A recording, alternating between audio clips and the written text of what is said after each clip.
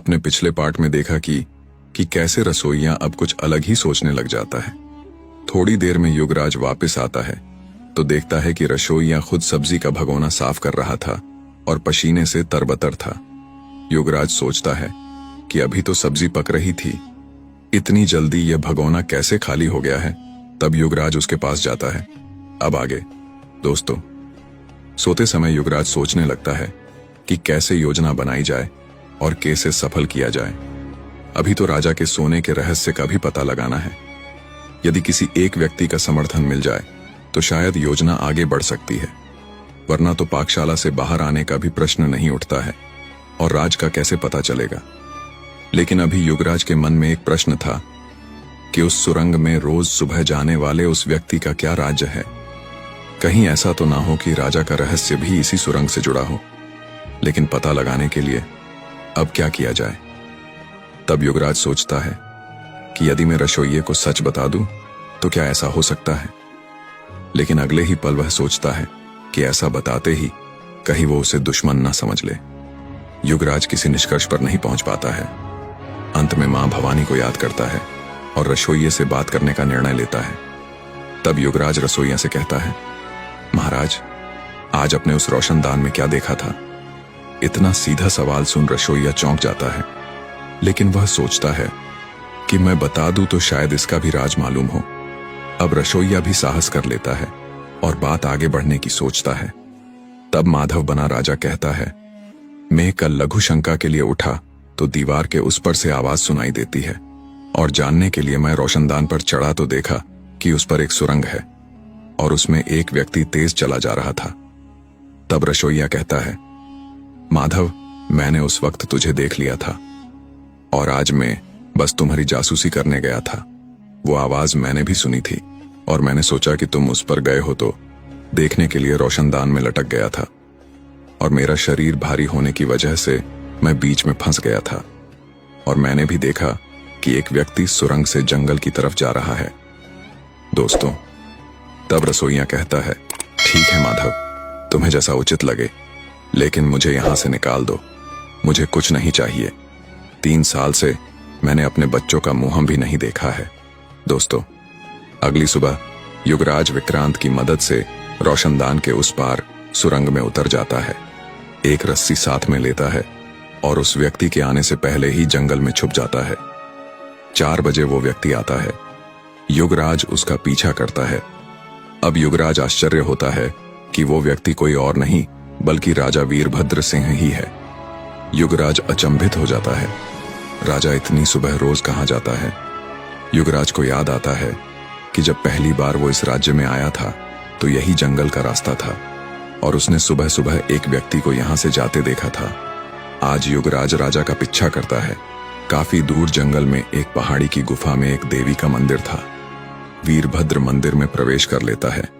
तब युगराज सोचता है कि अब क्या करे। उधर पीछे से रसोइया कहीं किसी को कह ना दे। इस डर से उजाला होने से पहले ही वापस आ जाता है और रस्सी कमर के बांधकर रोशनदान में फेंकता है और महल में प्रवेश कर जाता है। युगराज और रसोइया आपस में धीरे धीरे बात करते हैं, लेकिन युगराज ने उसे यह नहीं बताया था कि वो व्यक्ति राजा ही था। तब युगराज कहता है कि तुम थोड़ा रुको, मैं देखता हूं कि वो व्यक्ति वापस कब और कैसे आता है। दोस्तों, थोड़ी देर में वीरभद्र वापस आ जाता है। रोशनदान में बैठा युगराज सब देख रहा था और वीरभद्र के कंधे पर भारी सा बोरा लदा हुआ था। अब युगराज को सब समझ में आ जाता है, लेकिन गुफा में क्या हुआ वो युगराज ने नहीं देखा था और इस तरह युगराज अब अगली सुबह का इंतजार करने लगता है। दोस्तों, योजना के मुताबिक फिर रसोइया युगराज को रोशनदान से बाहर निकालता है। आज वो राजा से पहले ही सुरंग से बाहर चला गया था। युगराज आज राजा से पहले ही मंदिर के अंदर जाकर छुप जाता है। हर रोज के अनुसार राजा आता है। मंदिर में छोटा सा कुंड था। राजा स्नान करता है और देवी की पूजा करता है। उसके बाद एक चूल्हा जलाता है। उस पर एक बड़ी सी कढ़ाई चढ़ाता है, फिर उसमें तेल डालता है। युगराज को बहुत आश्चर्य होता है। आखिर राजा यह सब क्या कर रहा था। युगराज को डर भी लग रहा था। मंदिर गुफा में था। मुख्य रास्ते पर तो मशाल जल रही थी, लेकिन बाकी सब और अंधेरा था। राजा तेल को गर्म कर रहा था। उधर युवराज को एक बात और ध्यान में आती है कि मंदिर में कोई पुजारी भी नहीं है, न मंदिर में कोई और आरती का सामान कहीं दिख रहा था। बस तेल का बड़ा सा बर्तन था और वो कढ़ाई। यह भी रहस्य था कि वो तेल कहां से आता था या फिर राजा उस तेल को गर्म करके क्या करता है। तभी युवराज के पैर पर दर्द होता है, जैसे किसी जानवर ने काट लिया हो। युवराज को कुछ दिखाई नहीं दे रहा था, अंधेरा बहुत था, अभी सूर्योदय भी नहीं हुआ था।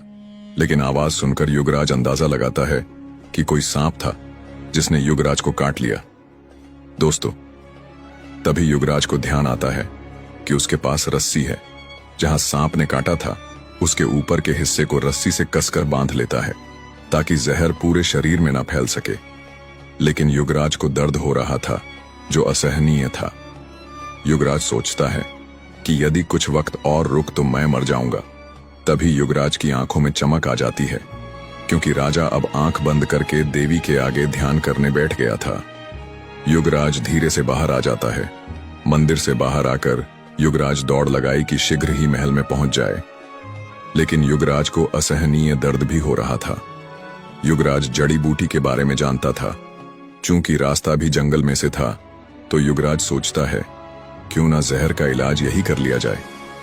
महल में जाने पर जितना वक्त लगेगा उतने में पता नहीं क्या कुछ घटित हो जाए। युवराज ने जंगल में जहर निवारक पत्तियां इकट्ठी करता है और एक पत्थर पर उनको मशल कर सांप के काटने के स्थान पर लगा लेता है। एक पेड़ के नीचे घने जंगल में युवराज बैठा था। दर्द असहनीय था और युवराज महल तक पहुंचना चाहता था, वो भी उजाला होने से पहले। दोस्तों, दर्द के कारण युवराज की आंख लग जाती है और जब युवराज की आंख खुलती है तो सूर्य चिलचिलाती धूप दे रहा था। जंगल में पक्षियों के कलरव की आवाज आ रही थी। युवराज समझ गया था कि सूर्योदय हो चुका है, लेकिन वो जंगल में कैसे? अचानक उसे गुफा के मंदिर वाला दृश्य याद आता है। युवराज पैर की तरफ देखा तो सूजन बड़ी हुई थी। फिर उठकर सोचता है कि अब महल में तो जा नहीं सकता तो फिर कहां जाऊं, और अगर राजा की हकीकत जाननी है तो कल सुबह तक इंतजार करना होगा। दोस्तों, ऐसा सोचकर युवराज जंगल में घूमने लगता है। उधर जब युवराज वापस नहीं पहुंचता है तो रसोइया चिंतित हो जाता है। रसोइया सोचता है वो उसे धोखा देकर यहां से भाग गया है और अभी तक वो राज्य की सीमा पार नहीं कर सका होगा। दिन का पहला प्रहर ही चल रहा है तो रसोइया इस बात की सूचना मंत्री को देने की सोचता है और भागकर मंत्री के पास जाता है और कहता है, मंत्रीवर, माफी चाहता हूं, लेकिन आपको एक बात से अवगत कराना चाहता हूं। मैं एक राजकुमार हूं और मैं यहां जासूसी करने आया था।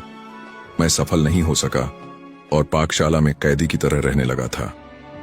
यकीन मानिए, मैंने आपके राज्य का कोई अहित नहीं किया है। तब मंत्री क्रोध में मुझे पहले से ही तुम पर शंका थी, तभी तुझे इन कैदियों को खाना खिलाने की सजा दी थी। लेकिन तुम अब यह बात क्यों बता रहे हो? तब रसोइया बना विक्रांत कहता है, मंत्री महोदय, कुछ दिन पहले जो गरीब असहाय बनकर आया था वो भी एक जासूस है और आज सुबह से गायब है। हाँ, उसके महल से बाहर जाने में मेरा भी हाथ है, इसलिए मैं आपको अवगत करवाता हूं। कृपया मुझे माफ कर दीजिए। मंत्री रसोइये की बात सुनकर आश्चर्यचकित हो जाता है। फिर विक्रांत ने मंत्री को सारी बात बता देता है। मंत्री जानता था कि सुरंग का रास्ता पीछे घने जंगल में जाता है, तो अभी तक वो जासूस जंगल को पार नहीं कर सका होगा। दोस्तों, मंत्री ने सैनिक को आदेश देता है कि इसको कैद खाने में डाल दो और सेनापति से कहो कि सेना लेकर जंगल में कुछ करे। कहीं भी मिले तो उसे जिंदा पकड़ना है। और खुद मंत्री भी घोड़े पर सवार होकर सेना के साथ निकल पड़ता है। उधर युवराज आराम से जंगल में घूम रहा था। पहाड़ी के पास एक आम का पेड़ देखता है तो युवराज की भूख बढ़ जाती है और आम खाने पेड़ पर चढ़ जाता है। तभी अचानक घोड़े के टापों की आवाज सुनाई पड़ती है। पेड़ पर होने के कारण युवराज को सब दिखाई दे रहा था। एक बड़ी सी सेना आ रही थी। युवराज चारों तरफ नजर दौड़ाता है तो जंगल में सैनिक घूमते हुए नजर आ रहे थे। ऐसा लग रहा था कि कुछ ढूंढ रहे हो। युवराज सोचता है, हो ना हो विक्रांत ने राजा को मेरे बारे में बता दिया है और अब मुझे ही ढूंढा जा रहा है। युवराज फटाफट पेड़ से उतरा और पहाड़ी की तरफ दौड़ता है। फिर युवराज को याद आता है कि यहां तो उसे वो खोज निकलेंगे। क्यों ना मंदिर की गुफा में चला जाऊं। लेकिन तभी उसे सांप की याद आ जाती है।